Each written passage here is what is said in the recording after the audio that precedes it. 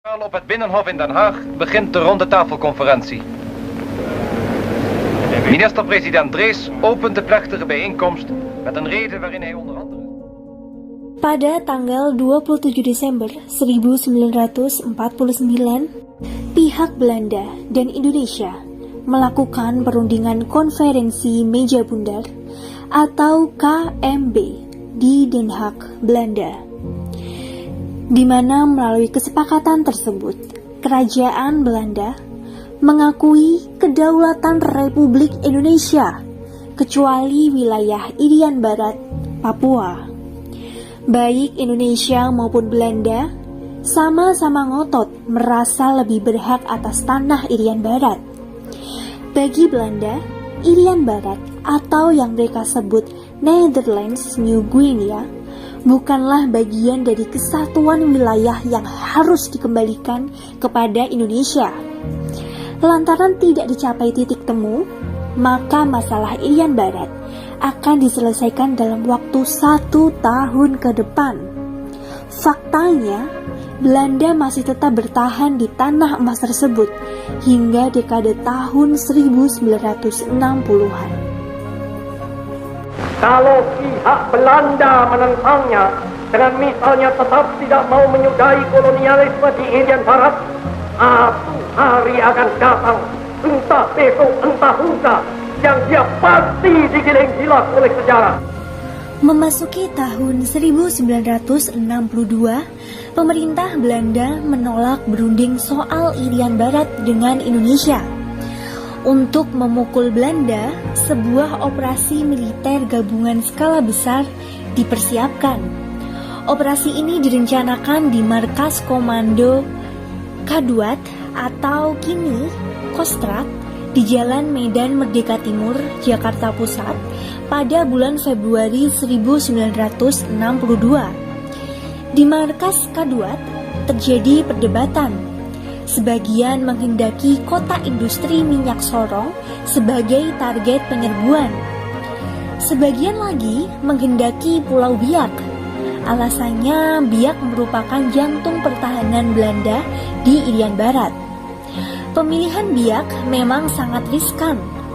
Di sana, militer Belanda memusatkan kekuatan angkatan laut sekaligus basis angkatan udaranya. Markas operasional pasukan Belanda sengaja ditempatkan di Biak, berhadapan langsung dengan wilayah Republik Indonesia. Untuk menentukan target operasi, diadakan rembuk bersama Kepala Staf Komando Operasi Tertinggi, KOTI, Mayor Jenderal Ahmad Yani. KOTI memutuskan Biak sebagai sasaran operasi besar-besaran B1. Sedangkan hari H, operasi ditetapkan pada bulan Agustus 1962. Kode operasi diberi sandi Jaya Wijaya.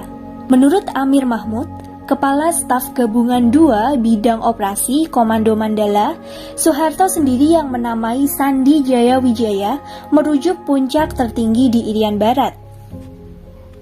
Komodor Angkatan Laut Sudomo memimpin operasi amfibi.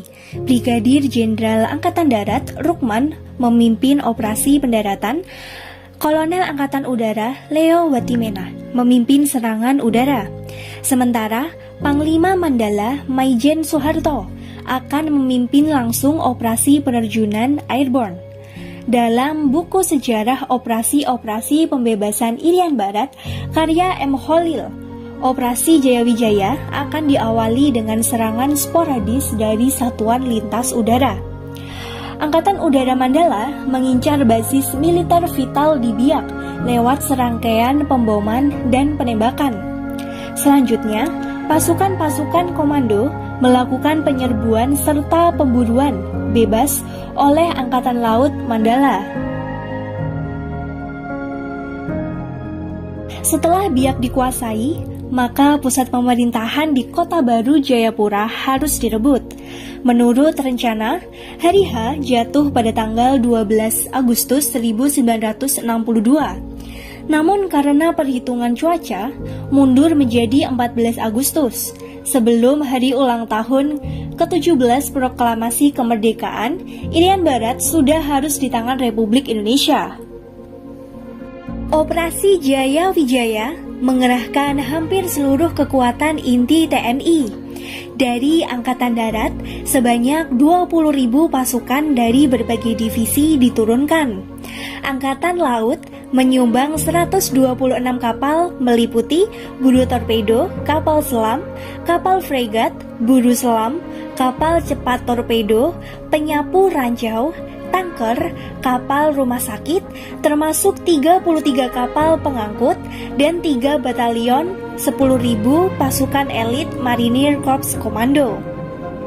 Sedangkan Angkatan Udara mempersiapkan pesawat tempur tercanggih yang dibeli dari Uni Soviet, antara lain 38 unit bomber Tu-16, 8 unit MiG-17, 6 unit P-51 Mustang, 1 skuadron Ganet, dan 6 unit Albatros.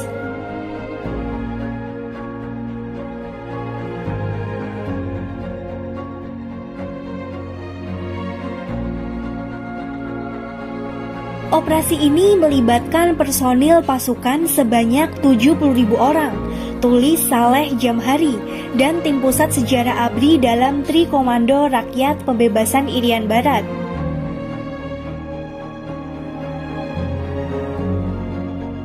Operasi Jaya Wijaya merupakan operasi tempur gabungan berskala besar karena meyakini akan menghadapi perlawanan habis-habisan di Biak dan jatuh korban jiwa besar.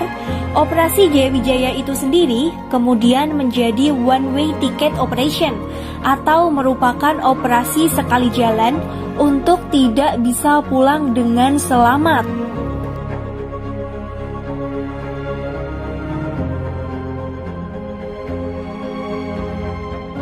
Namun, operasi Jaya Wijaya yang nyaris digelar akhirnya batal. Pada hari H operasi Jaya Wijaya, 14 Agustus yang jatuhnya sama dengan 15 Agustus waktu New York, berita menyerahnya Belanda di meja diplomasi terdengar di ujung pandang markas Komando Mandala. Perundingan yang dimediasi pemerintah Amerika Serikat dan PBB itu menghasilkan perjanjian New York yang mengakhiri sengketa Irian Barat. Hasilnya, wilayah Irian Barat akan berada di bawah pemerintah Indonesia, sedangkan Belanda harus angkat kaki. Pemerintah transisi berlaku hingga pertengahan 1963. Rupanya, militer Belanda menjadi ketakutan setelah mengetahui kekuatan tempur RI yang demikian besar, serta semangat para prajurit RI yang begitu menyala-nyala. Dalam buku Meluruskan Sejarah Perjuangan Irian Barat, Subandrio menuturkan pesawat U-17 milik Amerika Serikat melintas 2 kali ketika aktivitas militer TNI kian meningkat di Irian Barat. Pengintaian itu sengaja dilakukan. Potret dari udara memberikan gambaran betapa perang siap pecah. Hasil pemotretan itu yang benar-benar memperlihatkan bagaimana Irian Barat sudah dikepung oleh armada Angkatan Laut Indonesia yang siap menyerang, kata Subandrio. Presiden Soekarno memerintahkan penghentian permusuhan yang berlaku sejak 18 Agustus pukul 19.31 waktu Irian Barat. Seminggu kemudian, Mayor Jenderal Soeharto secara resmi membatalkan operasi Jaya Wijaya.